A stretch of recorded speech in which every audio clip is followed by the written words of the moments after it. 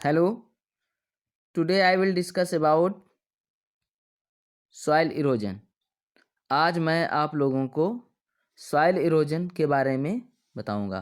Okay, the physical removal of soil particles from one place to another place is called soil erosion.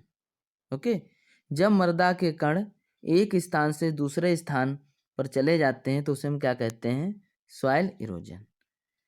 अब आपको बताऊंगा erosive agents कौन कौन से होते हैं। वाटर एंड विंड,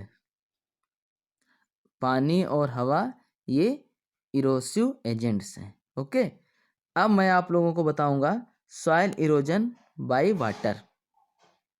तो number 1, splash erosion. Thick fall of water droplets and movement of soil is called splash erosion. Okay, जब वर्षा की बूंदों द्वारा मिट्टी के कणों का तितिर बितिर हो जाना क्या कहलाता है? Splash erosion.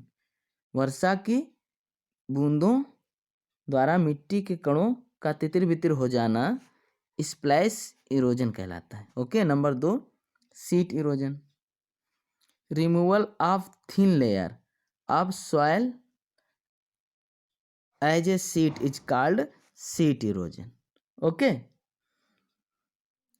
जब भूमि की ऊपरी सतह पतली परतों के रूप में बहकर नष्ट हो जाती है तो उसे हम सीट इरोजन कहते हैं। ओके, भूमि की ऊपरी सतह पतली परतों के रूप में बहकर नष्ट हो जाती है तो उसे हम सीट इरोजन कहते हैं।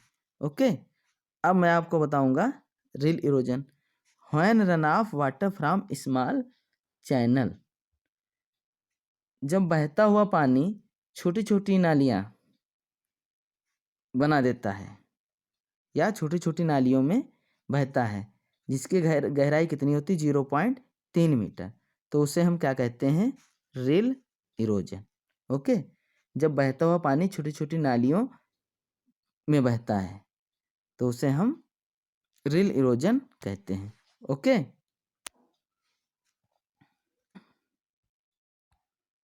अब आपको बताऊंगा गली इरोजन।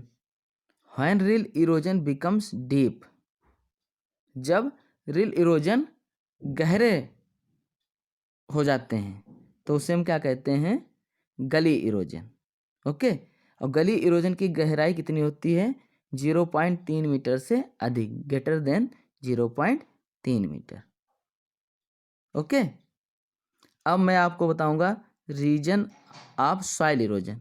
तो नंबर 1, डिफॉरेस्टेशन, जंगलों का कटाव करना। नंबर 2, ब्रिक मेकिंग, ईंटों का निर्माण करना। Number 3, over grazing of pasture land, चारागाहों में जानवरों को चराना जिससे वनस्पति नष्ट हो जाती है। नंबर 4, सैंड मीनिंग, बालू खनन।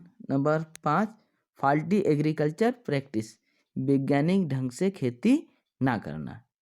तो ये सब सॉइल इरोजन के कारण हैं। कौन कौन से? Deforestation, brick making, over grazing of pasture land, sand mining, faulty agriculture practice. Okay,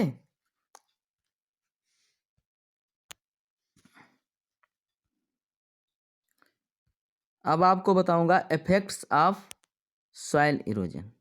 effect of soil erosion, तो number 1, loss of top soil, ऊपरी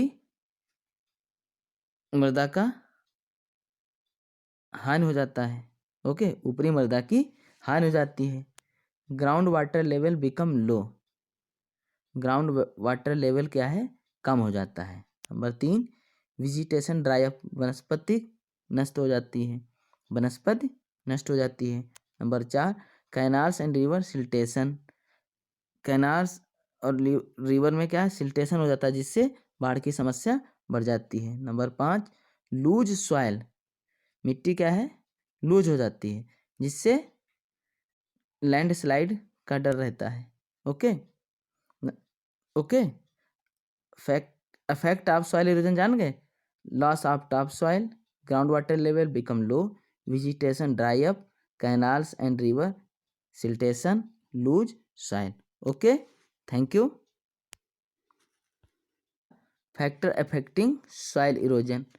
तो सॉइल इरोजन को प्रभावित करने वाले कारक क्या क्या हैं? Climatic factor, topography, vegetation, soil, human factor. Okay, तो ये सब क्या है? Factor affecting soil erosion. Climatic factor, topography, vegetation, soil, humans. Climatic factor में आपका रैन, टेम्परेचर, विंड।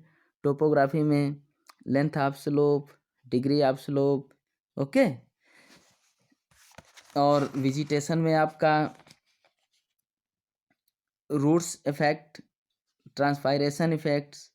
सॉइल में आपके tillage, soil moisture content. Human factor में deforestation, overgrazing, faulty agriculture practice.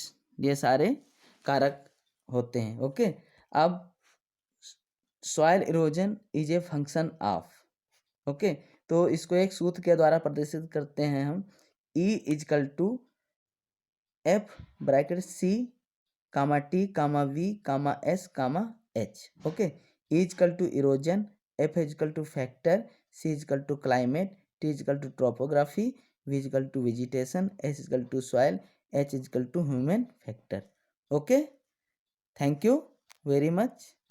आज मैंने आप लोगों को soil erosion, soil erosion by water, reason of soil erosion, effect of soil erosion, factor affecting soil erosion के बारे में बताया है। Okay, thank you very much.